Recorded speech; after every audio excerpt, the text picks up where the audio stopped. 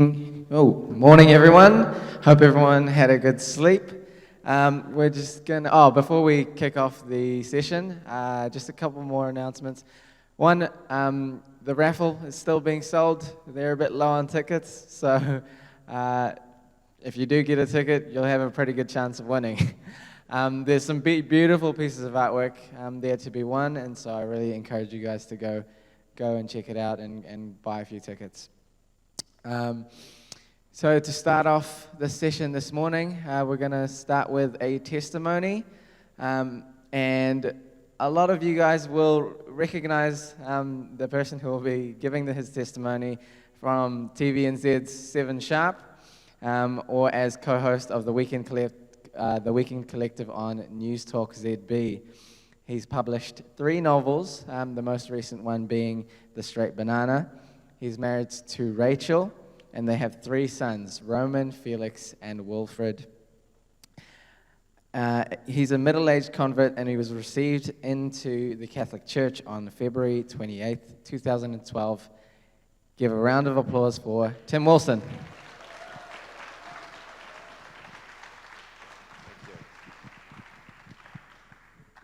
Morena. Lovely to be here. Thanks for having me. I'm just going to set up my my timer so I don't go over. There's nothing worse than someone who goes over time at these things, because the next speaker gets angry and you get bored and everyone's unhappy. So let me just do this quickly. There we go. Start. Okay. I never expected to be speaking to you. Like, if I thought, let's see, even 10 years ago that I would be here speaking before a Eucharistic Convention about my swim across the Tiber River into Catholicism, that's just one of the things that wasn't on my radar. But God has plans for us that we can't know. Hooray, because our plans are useless. Anyway, so I'll just tell you a bit about myself before. So I was, before I came into the church, and it sort of pivots around this vigil mass at St. Cecilia's Basilica in Spanish Harlem, 106th Street in Spanish Harlem. And it was August, which was a sort of, it's in New York. I was living in New York at the time. And it's really hot. And I found myself there because, well, I didn't know why I was there. I was just looking for something. I was my father's a Presbyterian minister. I had a Christian faith when I was in my teens, but I went to university, and university is just the most corrosive thing for a Christian faith. Particularly, I mean, I'd been a good boy, and I probably wanted to be a naughty boy too. So, it wasn't a faith that was that strong. It was an emotional faith, and it just got torn apart. So, of course, if you don't have a faith, what do? You have to be an atheist. So I was an atheist in my 20s. Oh, no, there's no God. What a load of rubbish. But atheism is so exhausting because you've got to fight against God. So then, when you run out of pep, or you have a little less pep, you become a bit of an agnostic. You go, well, I don't know. I'm just, moral situations, they're all different. You can't compare, there's no rules. Hey, we're all just trying to make it. So lame. And then after that, I don't know, you just don't know. You just wander around in the landscape, annoying yourself and wasting other people's time. So that was kind of where I was. But, when you can't, everyone has, I think, a different way to the Lord. And sometimes you have to go low, and sometimes, he just comes and taps you on the shoulder and says, here I am. You decide. But my way to the Lord was really, like, I was supposed to be living the dream. So I was living in New York, and I had this fancy job for TV, and I, I never expected to be on TV. I was the US correspondent. It was a complete accident. Well, we know there are no accidents. We know, right? But at the time I thought, oh, how did I get this? This is weird. I was so broke before I was over there to be a print journalist. And I made so little money. I had to have, someone took pity on me and said, I'm going back to New Zealand. You have the cell phone because you don't have a social security number. You don't have any money, and you just pay the phone off, and you can use the phone. I didn't even have a phone. That's how broke I was. And the person whose phone it was had done work for TVNZ. So one day I was walking along, and the phone rang, and someone wanted Lauren, who had been the owner of the phone. And I said, I'm Tim. And then I thought, wait a minute. My sluggish brain went, do you want a journalist? And it was Pam Corkery, who had a TV show at the time.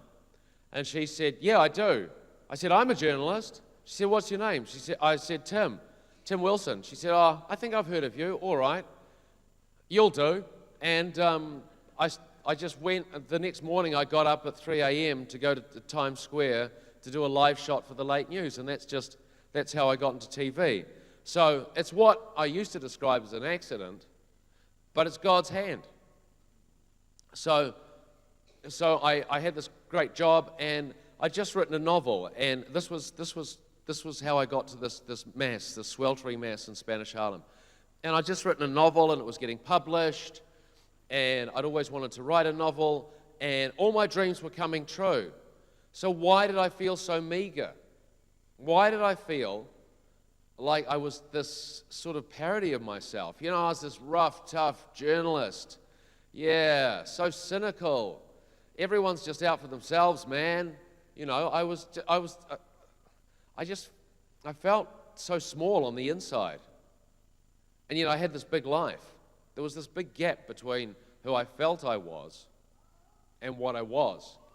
And so I went to a vigil mass, and I went there because a friend of mine was Catholic, and she sort of seemed a bit different. And I every time I'd come back from a live shot for the news, because it's like when it's 6 p.m. here, it's 2 a.m. in New York. So I'd take a cab home, and I'd go up Park Avenue, and I'd go along 106th Street back to my place in Spanish Harlem. And the doors of St. Cecilia's were there. And in the winter, the homeless people would sleep up against the doors because it was out of the cold a bit. But I don't know, something appealed to me about that church. And I saw, so I knew someone who was different. Catholics seemed to be different. I wasn't going to be a Catholic. I was just going to go to a vigil mass. Could never be a Catholic. What, one of those crazy Catholics? They're weird. They talk to the Blessed Virgin. What's up with that? I'm an ex-Presbyterian. We can't do that. No. What I'll do is, okay, so look, I don't feel that good about myself, but I'll just go to a mass, and then I can tick the box and write it off and, go back to wasting myself and everyone else's time. And so that's what I did. And I went to this man, and it was, and I sat down the back, because mass is like class, right? All the really good ones sit up the front, and the naughty ones sit down the back. And so, am I right? And so I sat down the back, and weird thing was, first off, liturgy. My father's a Presbyterian minister. So I found I liked the liturgy.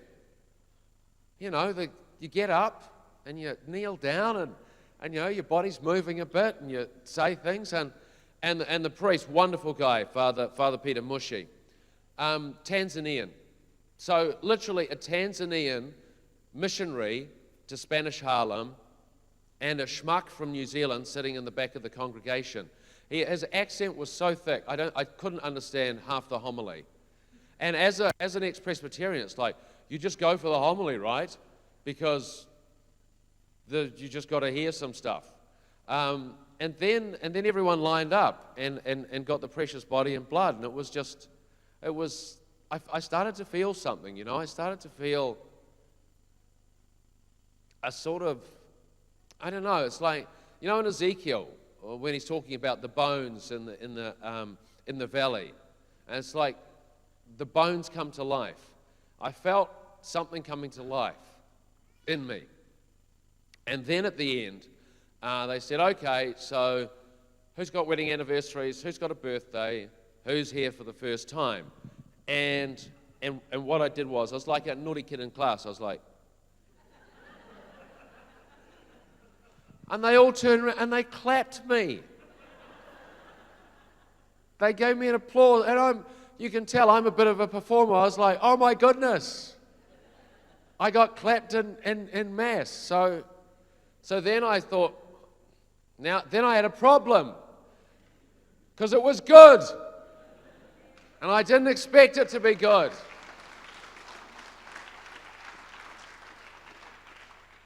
So then I had to go back, and I was like, because I had all these sort of, these cool friends who are like, it's all right, I'm not becoming Catholic. I literally said this, I'm just being a bit Catholic-y. So silly. But it's like the war. I mean, when St. Paul met our Lord, it was like,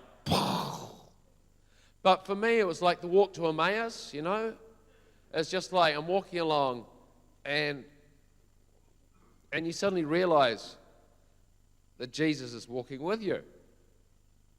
And it was great. And so I started going back to Mass, and then I went back the next week, and then the next week, and then I had to go back, and I started realizing that some of the things I was doing in my life, didn't really add up with going to Mass. So I had to get rid of them. But guess what? See, I used to be a champion swearer. Filthy, foul, vile, but the Lord took it away. Now I'm that boring person that if someone drops an S-bomb, I go, ah-da-da-da-da. No, you don't. No, don't be so stupid. You're smarter than that. You can use a better word. I've become that person. So that's sort of just I guess a bit of an example. And because I was coming to the church, I had to do a penance. That penance was called RCIA. And so, but it was wonderful. It was wonderful. I mean, the coming into the church was just this fantastic, fantastic journey, and that's why the date was wonderful. I had these sort of the different kinds of Catholics, as you know. So what James Joyce says about the Catholic Church, here comes everyone. Like when I grow up and I don't want to bag Presbyterians because my parents, lovely people. Honestly, my father, by the way, not overly happy his son was becoming Catholic. He was like, I remember I was back home, and we'd gone to my sister. My sister got married, and we're driving back in the car, and I was like, okay, so I might as well bring it up. So I said, I'm thinking I'm going to become a Catholic. And there was this you hear this put, put, put, put, put, put, put of the car going through the desert road. And my father said, I've got some books I want you to read before you do that. And I said, I don't want to read any books.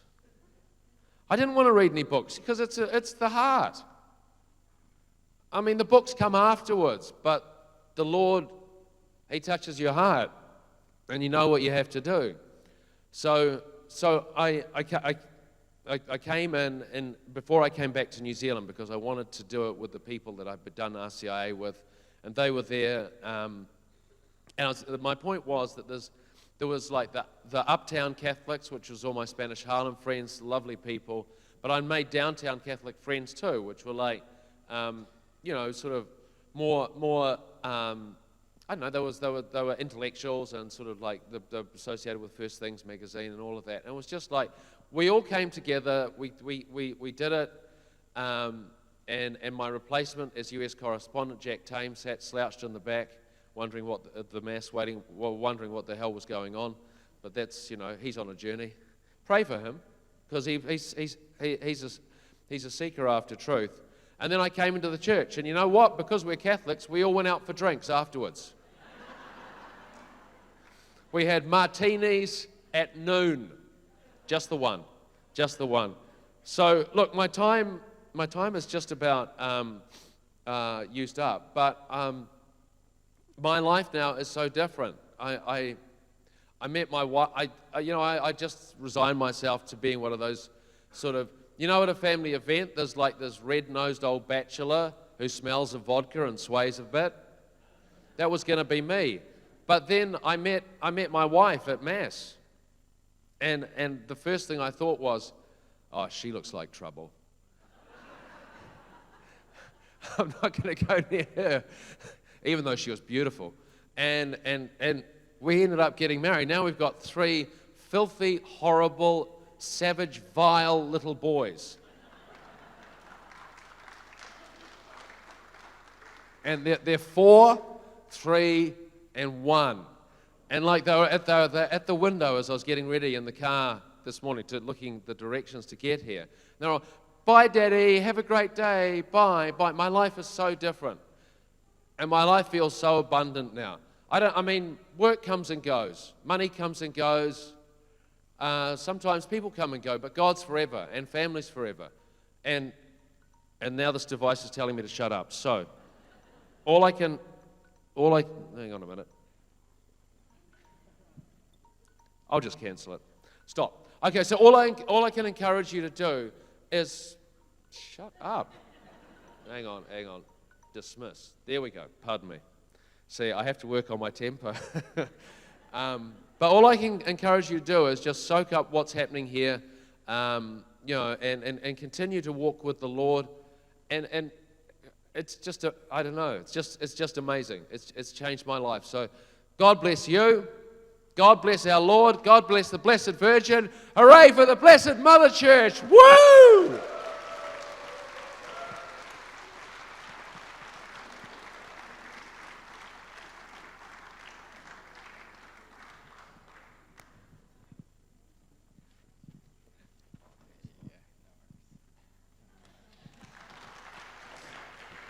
Thanks again, Tim. I think describing yourself as an entertainer is a little bit of an understatement. It's been really good having you. I know how busy you are, so again, thank you very much. We really appreciate you taking the time to share your story with us.